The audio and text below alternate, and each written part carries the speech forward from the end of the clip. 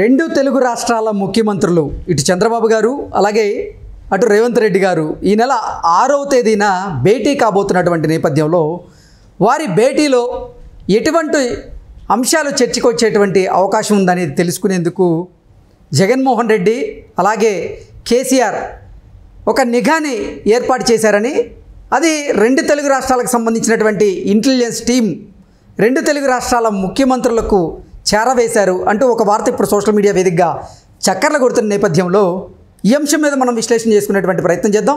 ప్రస్తుతం మనతో పాటు ఉన్నారు ప్రముఖ రాజకీయ విశ్లేషకులు, ప్రముఖ సీనియర్ జర్నలిస్ట్ దుర్గా వడ్లమణి గారు. వారితో మాట్లాడదాం. దుర్గా, నమస్తే అండి. నమస్తే.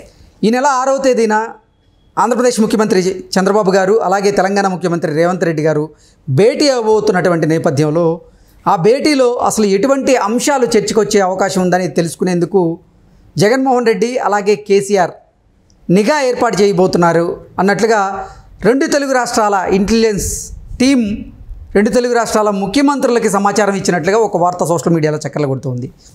ఏంటి ఈ వార్తలో వాస్తవం ఉందా? ఉండొచ్చండి. ఆల్రెడీ ఫోన్ ట్యాపింగ్లు రెండు రాష్ట్రాలకి కొత్త కాదు కదా. ఇటు కేసీఆర్ ప్రభుత్వంలో ఫోన్ ట్యాపింగ్లు జరిగాయి.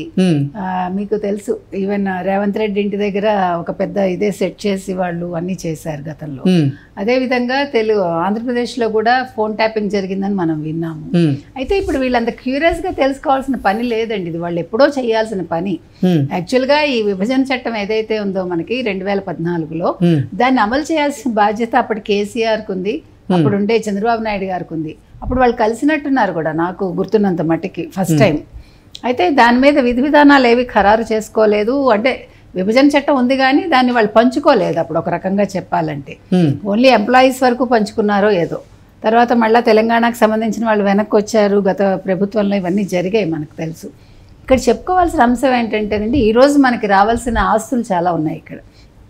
అంటే ఆస్తులు అంటే బిల్డింగ్లు పట్టుకెళ్ళిపోలేంగా, కాబట్టి ఆ బిల్డింగ్లకు సంబంధించిన అంటే ఒక రేటు ఖరారు చేసి దాన్ని మనకి ఇవ్వాలి వాళ్ళు. ఇంకొక విషయం, 10 ఏళ్ళు మన ఆస్తి మనకి రాలేదంటే మరి 10 ఏళ్ళు వడ్డీ ఎవడిస్తాడండి? ఆ పాయింట్ కూడా ఆలోచించాలి మనందరం. మనకి ఎంత నష్టం? ఇప్పుడు మనకి రావాల్సిన విషయం మనం ఇవ్వాలి బాకీలు అంటున్నారు వాళ్ళు. వాళ్ళు ఇవ్వాల్సిన బాకీల గురించి వాళ్ళు మాట్లాడాల ఎప్పుడు కూడా. విద్యుత్ బకాయిలు ఉన్నాయి. విద్యుత్ బకాయిలు ఏంటి, ఇంకా చాలా ఉన్నాయండి. ఇప్పుడు మీరు తెలుగు యూనివర్సిటీ తీసుకుంటే తెలుగు యూనివర్సిటీకి సంబంధించి చాలా రావాలి మనకి, ఎందుకంటే అందులో కోర్సులు అంతా మన వాళ్ళు పెట్టారు.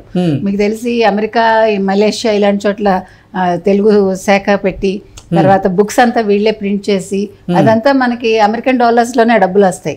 మరి అవన్నీ కూడా 50% మనకి ఇవ్వాలి కదా. పెయింటింగ్స్ ఉన్నాయి, ప్రపంచ తెలుగు మహాసభలు వాళ్ళు కండక్ట్ చేసినప్పుడు మహనీయుల పెయింటింగ్స్ ఉన్నాయి. ఇలా ఒకటి కాదు, బుక్స్ మనకి రావాల్సినవి ఉన్నాయి. అలాగా అంటే ఏ శాఖకు ఆ శాఖ మీరు తీసుకుని, ఇప్పుడు ఒక్క తెలుగు యూనివర్సిటీయా అంటే విద్యాశాఖకి సంబంధించి ఈయనెవరు లోకేష్ దృష్టి పెట్టాలి నన్ను అడిగితే. అంటే ఫస్ట్ చంద్రబాబు నాయుడు గారు మాట్లాడటం అయ్యాక ఇప్పుడు 6వ తారీఖున వాళ్ళ భేటీ అయిందనుకోండి, భేటీలో వాళ్ళు కూలంకషంగా ప్రతి ఒక్కటి చర్చించుకోవాల్సిన అవసరం ఎంతైనా ఉంది.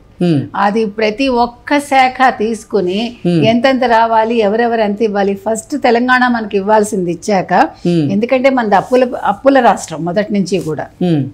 మనకు వచ్చినప్పుడు అప్పులతోటే వచ్చింది.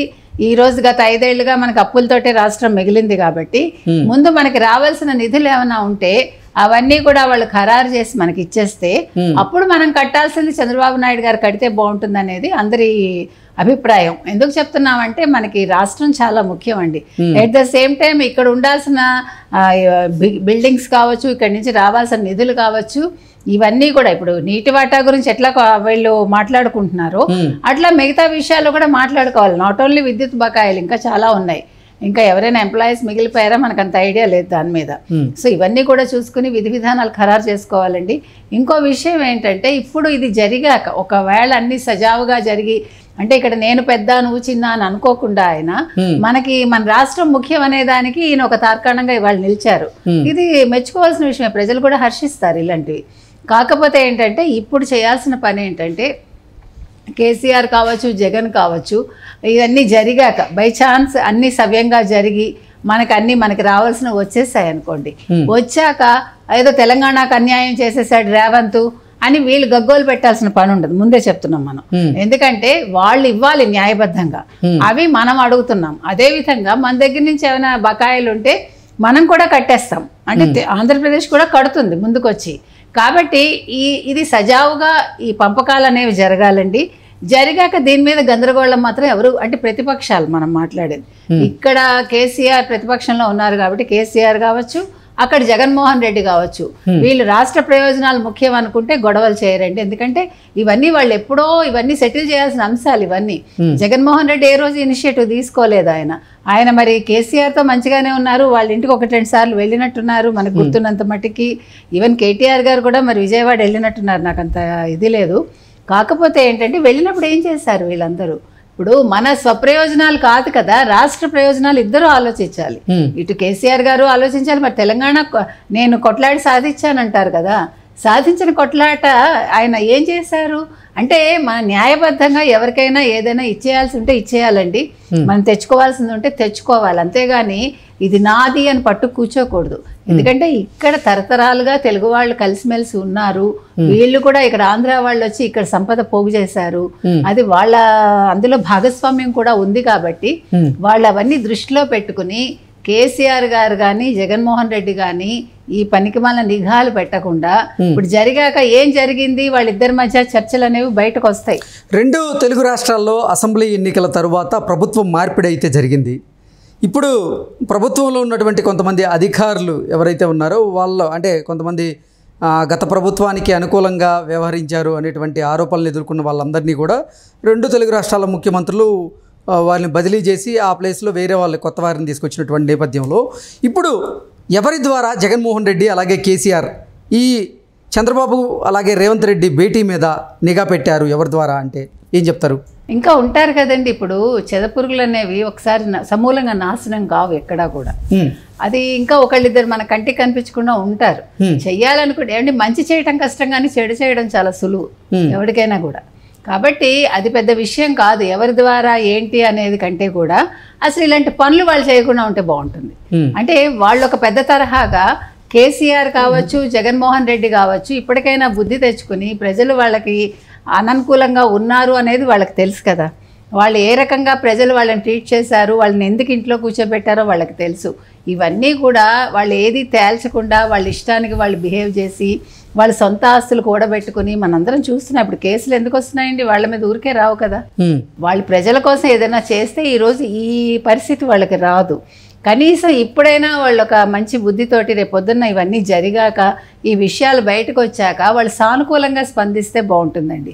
ఇటు కేసీఆర్ తెలుగు రాష్ట్రాలకు సంబంధించినటువంటి ఇంటెలిజెన్స్ టీం అనేది 2 తెలుగు రాష్ట్రాల ముఖ్యమంత్రులకి జగన్మోహన్ రెడ్డి అలాగే కేసీఆర్ మీ భేటీ మీద ఇలా నిఘా పెట్టబోతున్నారంటూ తెలియజేసినటువంటి నేపథ్యంలో అసలు ఎవరి ద్వారా నిఘా పెట్టారనేది కూడా చెప్పేటువంటి అవకాశం ఉంది. కాబట్టి ఆ అధికారుల మీద 2 తెలుగు రాష్ట్రాల ముఖ్యమంత్రులు చర్యలు తీసుకోవరా అంటే ఏం చెప్తారు? ఖచ్చితంగా తీసుకుంటారండి. అంటే మనకి బయటకు రాకపోవచ్చు పేర్లు ఇమీడియట్గా ఎవరు చేస్తున్నారు ఏంటి అన్న దాని మీద, అంతే కదా. ఇప్పుడు వాళ్ళకి ఆల్రెడీ తెలిసే ఉంటుంది. తెలిసినప్పుడు డెఫినెట్గా వాళ్ళని పక్కన పెడతారు, వాళ్ళ మీద చర్యలు ఉంటాయి. అది నెమ్మదిగా మనకు బయటకు వస్తుంది. ఆ విషయంలో మనకేం సందేహం లేదు. కాబట్టి ఇక్కడ నిఘాల మీద ఎంత దృష్టి పెట్టారో విభజన మీద కూడా, అంటే విభజన చట్టాల మీద కూడా అంతే దృష్టి పెట్టాలండి ప్రభుత్వాలు, 2 ప్రభుత్వాలు కూడా. అంటే ఎటువంటి దానికి అక్కర్లేని విషయాలకు తావు ఇవ్వకుండా, అంటే నెగిటివ్ ఇది లేకుండా పాజిటివ్గా, అంటే ఒక సామరస్యపూరిత వాతావరణంలో ఈ విభజన చట్టాల హామీలన్నీ కూడా వీళ్ళు నెరవేర్చాలండి. ప్రజలకు ఒక మంచి చేయాలి 2 రాష్ట్రాల ప్రజలకి. ఎందుకంటే చంద్రబాబు నాయుడు గారు ఎప్పుడు చెప్తారు, ఎక్కడ తెలుగు వాళ్ళు ఉన్నా అందరూ ఒకటేని. అందరూ కూడా అది ఒప్పుకునే విషయం. మన భాషాపరంగా ఒకటి, సంస్కృతుల పరంగా ఒకటి. కాకపోతే ఓకే, కొన్ని అంశాల కారణంగా విడిపోవడం జరిగింది. విడిపోయినంత మాత్రాన ఎవరు కూడా శత్రువులు కాదు కదా. సో అందరూ వాళ్ళందరూ మిత్ర భేదంతో కాకుండా మిత్ర లాభంగా ఆలోచించి ఈ విషయాన్ని ఒక మంచి పరిష్కారం వీటికి తీసుకొస్తే బాగుంటుంది.